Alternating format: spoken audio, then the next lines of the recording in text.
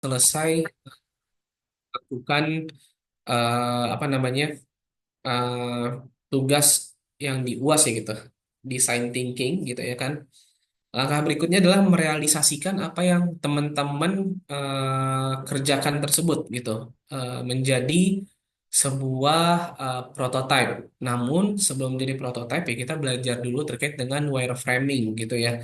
Apa tuh wireframing ya gitu? Teman-teman nanti bisa cari sendiri detailnya wireframing. Wireframing itu mungkin sederhananya adalah skeletonnya website atau aplikasi begitu ya, tulang-tulangnya gitu. Jadi memang wireframing ini adalah sebuah proses ya teman-teman semua. Sebuah proses dalam mendesain prototype gitu kan. Terutama pada website dan juga aplikasi ya gitu sebagai visual guide ya gitu yang merepresentasikan eh, tulang belulang atau apa namanya tulangannya lah gitu. Jadi kerangkanya gitu, kerangka dari sebuah digital produk seperti itu gitu. Nah, aspek-aspek yang ada pada wireframing ya itu pertama ada blueprint sebagai blueprint ya. Jadi wireframing itu sebagai blueprint. Terus berikutnya fokus sama function gitu, function sebagai communication tools gitu. Terus user flow and navigations dan juga apa namanya sebagai pembeda ya antara apa namanya nanti ada namanya fidelity levels gitu. Ada yang low-fi sama hi-fi gitu ya. Nah, perbedaan antara low-fi sama hi-fi ini levelnya itu depends atau bergantung sama tujuan dari audiens yang lihat wireframe ini seperti itu. Oke, saya akan share screen. Udah kelihatan layarnya? Udah, Pak. Udah ya? Ya, eh, kita akan bahas web pattern teori dulu gitu. Jadi eh, tadi kan wireframe itu skeleton atau kerangka ya. Wireframe itu skeleton atau kerangka yang akhirnya nanti dia serve salah satunya adalah serve sebagai blueprint kayak gitu teman-teman semua. Dan harapannya ketika kita membuat sebuah wireframe ini kita bisa mengejawantahkan wireframe ini dia fokusnya sama function kayak begitu ya. Nah, jadi kalau di sini dijelaskan adalah web pattern theory itu explore the fundamental design principle yang mana kita uh, jadi guide gitu ya kan dalam penciptaan website experience ya kan gitu yang engaging sama efektif gitu. Nah, jadi ini adalah sebuah framework ya kan for understand the building blocks. Jadi eh, ngebentuk website atau misalnya nanti aplikasi itu gimana kayak gitu ya. Oke, berikutnya gini. eh Gimana cara orang sebenarnya read through our design kayak gitu. Misalnya kayak nge-scanning our design gitu. Jadi yang pertama harus kita pahami adalah orang itu nggak baca atau nggak mendetail ketika dia eh, melihat website kita ataupun apa namanya ataupun menggunakan aplikasi kita gitu. Dia pasti bakal set ya gitu. Nah, mereka cuma nge-scan gitu. Mereka hanya akan mencari apa namanya informasi yang berguna bagi mereka gitu.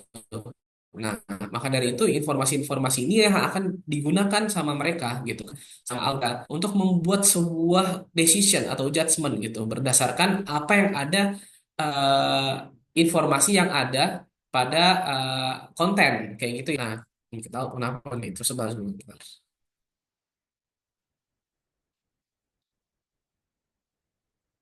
Mati ya ininya apa namanya inian saya kayaknya mati tuh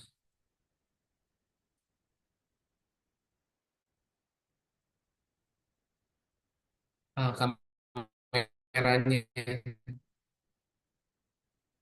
Oke, biarin aja lah ya. Ntar malah jadi lama lagi. Oke, ya. Jadi yang pertama ada visual eh, hierarki ya gitu. Kita harus memahami visual hierarki terkait dengan komponen website kita atau prototype kita, ya kan? Ya, the most important elements should be placed in the areas that people are most likely to look at first, ya. Biasanya itu judul gitu, tapi kalau di website biasanya ada button-button tuh di atasnya ya, gitu. Ada button-button di atas ini nih teman-teman gitu kan. Itu button-button ya. Sebentar. Saya mungkin share all screen aja deh. Gitu. Screen gitu.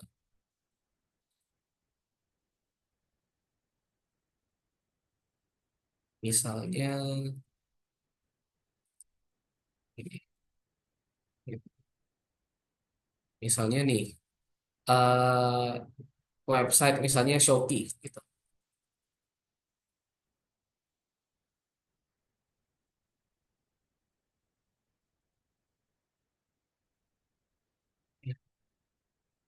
Jadi, aduh, saya bisa nggak ya buka Shopee ya? Nah, jadi ada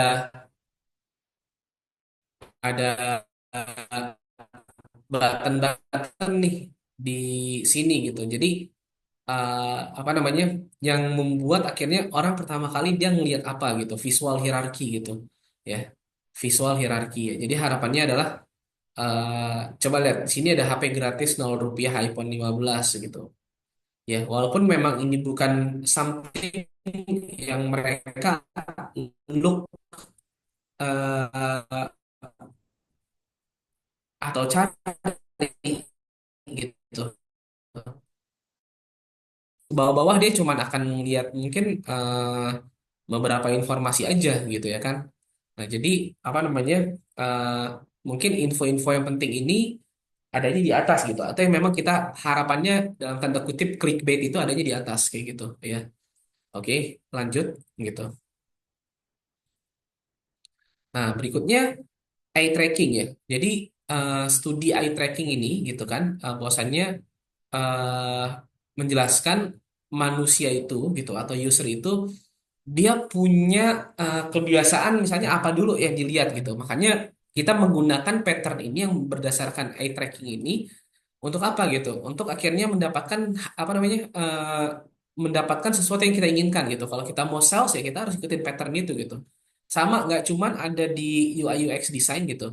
Pattern ini juga ada misalnya contoh ketika teman-teman pergi ke Indomaret atau Alfamart gitu. Itu ada studinya itu customer behavior gitu kan. Consumer behavior analytics biasanya ngambil tuh di Wharton Business School gitu di Pennsylvania. Itu kita naruh video gitu kan, naruh CCTV untuk mempelajari ketika orang masuk dari pintu gitu. Dia kemana dulu gitu. Sehingga teman-teman sering lihat kan kok padahal produk coklat ini ada di rak sebelah situ, tapi kenapa dia ada juga paling depan gitu? Atau di satu tempat tertentu ya? Iya karena itu kita sudah mempelajari patternnya, karena orang pasti akan lewat situ gitu. Sehingga rak itulah yang bisa kita komersialkan untuk dijual kepada vendor tersebut kayak begitu. Sama modelnya gitu. Berdasarkan studi atau hasil dari eye tracking gitu, nanti akan muncul beberapa pattern seperti F pattern, Z pattern gitu, ataupun ada namanya golden triangle kayak gitu ya. Nah, jadi akhirnya dari hasil inilah kita apa namanya pergerakan mata tadi gitu kan, atau studi dari pergerakan eye tracking tadi gitu. Kita membuat desain pattern itu ngikutin itu gitu, karena harapannya orang bisa mendapatkan informasi atau orang melihat informasi yang memang ingin kita sajikan kayak gitu ya teman-teman semua ya. Nah, jadi berikutnya, nah ini. Pertama, saya akan jelasin terkait dengan Gutenberg diagram ya gitu. Jadi apa tuh Gutenberg diagram gitu? Ya, jadi dia itu adalah sebuah representasi visual ya gitu, di mana bagaimana sih orang nge-scan informasi gitu ya. Ya, ini kalau teman-teman lihat di sini kan ada nih, ada apa namanya Cartesian plane atau aksis gitu ya. Orang tuh ngelihat informasinya itu eh, apa namanya seperti ini gitu. Ya, jadi primary optical areanya itu dimulai dari sebelah kiri gitu. Kiri bawah orang udah males gitu ya kan. Dan dia akan mulai nge-scan dari kiri ke kanan gitu. Kayak gitu ya teman-teman semua ya. Nanti silahkan dibaca dan dipelajari lagi apa tuh Gutenberg diagram. Nah, ini menjadi sebuah landasan awal kita mempelajari wireframing. Kayak begitu ya. yang nanti akan teman-teman buat di Figma kayak gitu ya. Silakan nanti teman-teman bisa nonton videonya gitu. Nah, nah Gutenberg diagram itu punya area gitu kan. Nah, ada primary optical area, strong follow area, sama weak follow area gitu. Jadi the primary optical area ya itu terletak di pojok kiri atas ya gitu. Nah, ini yang akhirnya ini top top tiernya attention kayak gitu ya teman-teman semua ya. Ya, jadi orang pasti akan fokus ke sana gitu. Nah, jadi abis itu dia akan mulai ngikutin strong follow area dari kiri ke kanan. Lama-lama dia akan turun ke eh, pojok kanan bawah kayak begitu ya. Nah,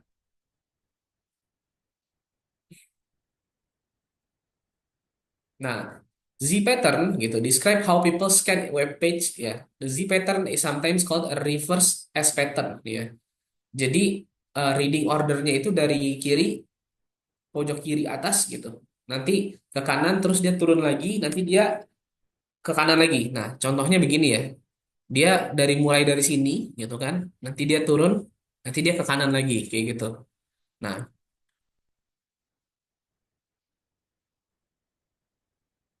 nah zigzag pattern atau Z pattern ini pertama dia more realistik teman-teman semua gitu. Jadi dia merepresentasikan bagaimana cara membaca flow yang realistik gitu ya kan. Nah, jadi mata itu secara natural gitu berpindah dari kiri ke kanan gitu kan, terus turun nanti kiri ke kanan lagi gitu. Nah, dan orang pasti pergerakannya ya horizontal gitu ya, horizontal movement, nggak langsung dia turun eh, vertikal gitu teman-teman semua ya, nggak langsung dia turun vertikal begini gitu, tapi dia pasti dia akan ke horizontal dulu, nanti kalau nggak ada dia mulai turun turun turun, gitu kan, kayak begitu.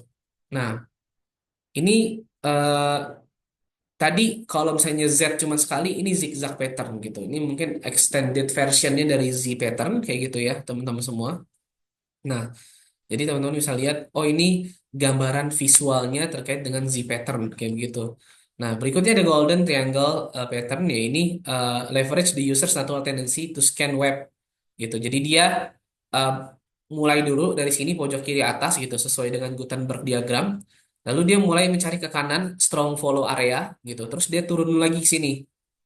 Tapi akhirnya nanti kita kenal ada namanya F pattern layout teman-teman gitu. Jadi dia akan kayak gini aja dari satu ke dua, tiga ke empat, lima, enam, tujuh, delapan, sembilan kayak gitu ya.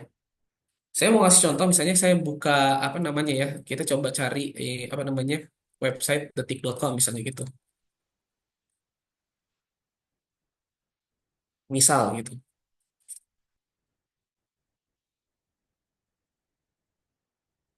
Ya,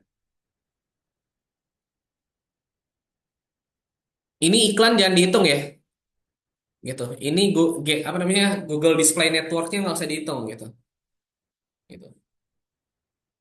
Coba lihat kita ngomongin struktur websitenya. Coba lihat dimulai dari mana Zaid? Dari kiri atas, Pak. Ini. Bener kan? Berarti kan Ya, dia garisnya ke sini, gitu ya kan? Set, ya, gitu. Terus dia turun lagi ke sini kan? ya. Ini iklan-iklan kagak jelas nih, gitu kan?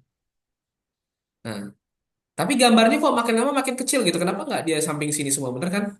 Hmm. Akhirnya informasinya ditaruh sama dia cuma di sebelah sini aja. Misalnya contoh nih, faktor utama kekalahan Ridwan Kamil Susono gitu. Klik misalnya gitu. Ya kan? Dia mulai dari begini kan? Set, gitu. Dan dia informasinya cuma di sini doang. Hmm. Ya kan? Ya begitu. Orang akan nggak ini sih nggak akan banyak apa namanya pay attention di sini. Tapi dia akan banyak pay attention setelah F begini, nanti dia turun kayak gini. Makanya kalau misalnya tadi di sini persis kan sama kan? Ya. Begitu. Dia persis sama kayak gini teman-teman gitu. Nah, jadi membentuk sebuah pattern yang berbentuk huruf F. Dari mana asalnya gitu kan? Nah, ini asalnya adalah dari sini. Teman-teman kalau lihat nih, lihat nggak? Ini website, ini gambarnya sorry nih agak agak ini. Jadi dari hasil eye tracking studies, ya kan bentuknya begini kan, F kan, gitu. Ini namanya apa namanya eh, apa namanya hotspot area gitu ya. Jadi yang paling banyak dilihat itu di sini. Patternnya ya huruf F lah ya, gitu ya. Seperti ini gitu. Jadi maka dari itu teman-teman bisa milih mau zigzag pattern, abis itu mau golden triangle boleh, F pattern boleh gitu. Kalau misalnya bikin website kayak gitu. Dan teman-teman bisa cari nanti kira-kira sebagai bentuk atau kerangka dari aplikasi dan juga prototipe yang nanti teman-teman buat, teman-teman mau refer atau ngerujuk kemana. Kayak begitu ya. Kayak begitu. Nah nih contoh gitu kan. Dari kiri, nah ini kan visual example patterns ya. Z pattern gitu. Karena kita pasti ngeliatnya kiri atas dulu, terus ke orangnya gitu kan, terus turun lagi, terus ngeliat di sini gitu, informasinya, contoh gitu. Nah, ketika teman-teman desain skeletal atau tulang belulang atau kerangka dari apa namanya prototipe teman-teman, teman-teman bisa mencontoh beberapa pattern ini gitu ya kan, kayak gitu. Sehingga apa namanya website atau aplikasinya itu apa namanya informasinya itu ditangkap oleh audiens kayak begitu. Oke, so far sampai sini ada pertanyaan?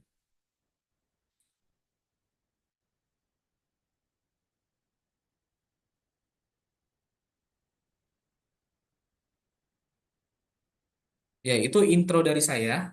Ya, teman-teman, saya udah taruh apa namanya ini ya di Classroom gitu. Sebentar, di Classroom teman-teman silakan ya kelihatan udah layar Classroomnya, Udah Pak. udah ya. Saya taruh section wireframing gitu. Ini pertemuan keberapa Zaid? 11 Pak. Nah, berarti wireframing ini saya hitung dua pertemuan gitu. Berarti kita 11-12 ya gitu. Silakan teman-teman buka gitu kan. Buka gitu. Tapi kenapa belum ada ya gitu. Nanti harusnya videonya udah ada sebentar.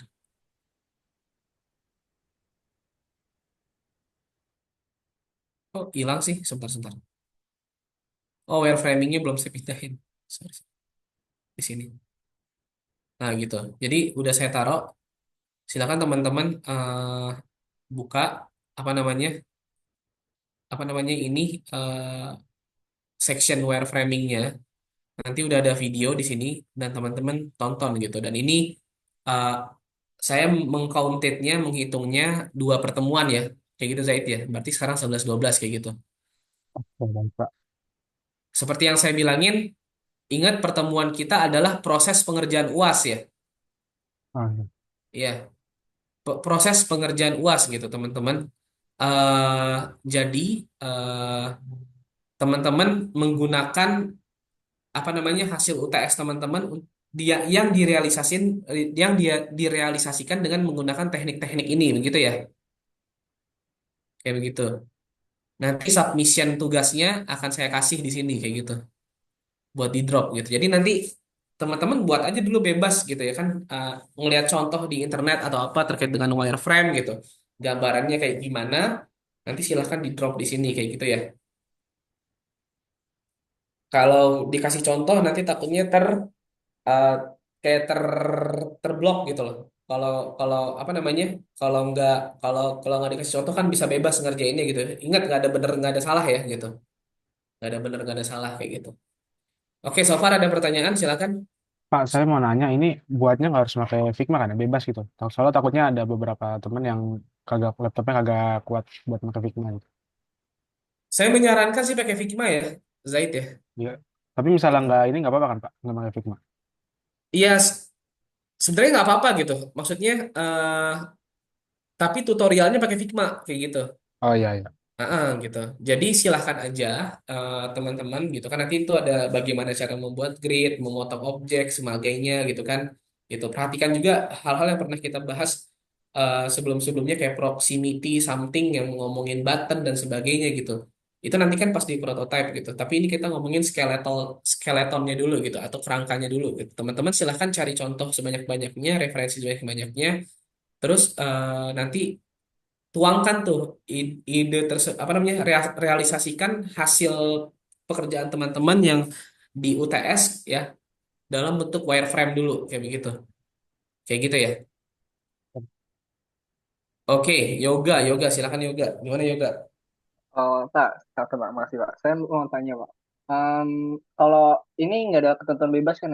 Maksudnya dibebaskan ya. Kita bisa formatnya website ataupun mobile apps gitu. Nggak apa-apa kan Boleh, ya Pak? bebas, nggak mesti apa namanya, nggak mesti mobile apps ya, website boleh.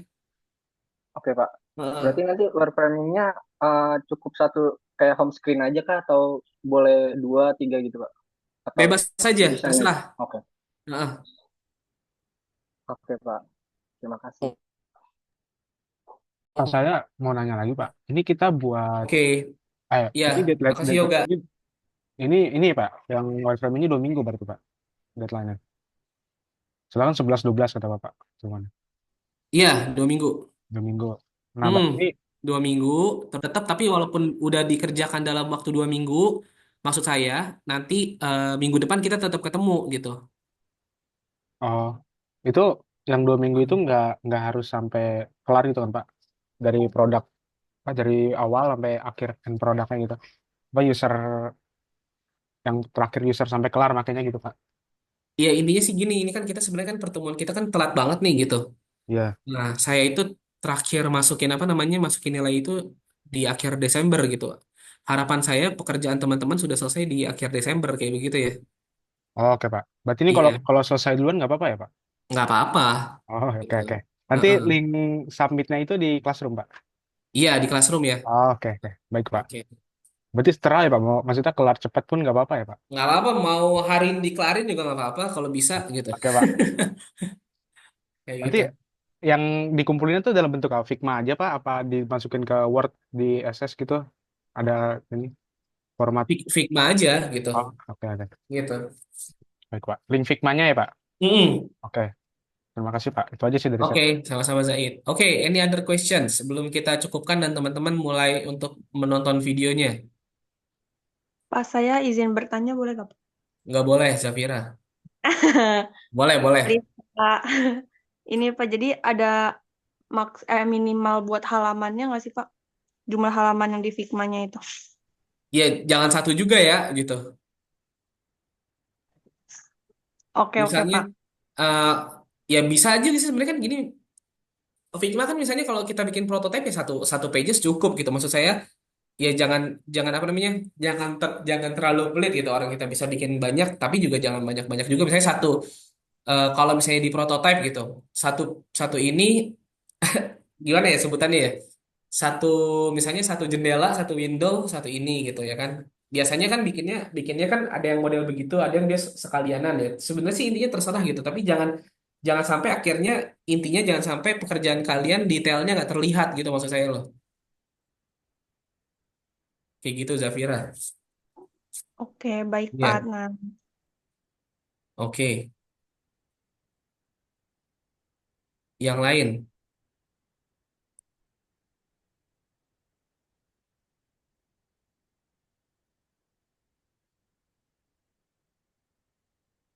Oke. Yang lain bagaimana? Oke. Kalau nggak ada pertanyaan lagi berarti saya anggap cukup ya teman-teman semua ya. Gitu. Teman-teman silakan bisa mulai untuk menonton gitu kan, untuk mencari referensi dan sebagainya gitu. Nanti habis itu submission ininya nanti saya buat kayak gitu. Zaid biasa ingetin saya itu banyak banget soalnya yang mesti Ya Pak. dikerjain takutnya saya kelupaan gitu. Ya Pak. Siapa? Ya, oke. Oke, paling begitu. Eh, Terima kasih teman-teman semua. Silakan selamat dipelajari, belajar gitu. Nanti kalau ada apa-apa silakan nanti kontak ya Zaid ya. Oke Pak. Oke, kalau begitu terima kasih. Saya tutup. Selamat sore teman-teman semua. Assalamualaikum warahmatullahi wabarakatuh. Salam sejahtera untuk kita semua. Waalaikumsalam warahmatullahi wabarakatuh. Ya, Waalaikumsalam terima Pak. kasih warahmatullahi semuanya. wabarakatuh. Silakan Makasih banyak dipelajari Pak. ya. Oke, saya pamit dulu.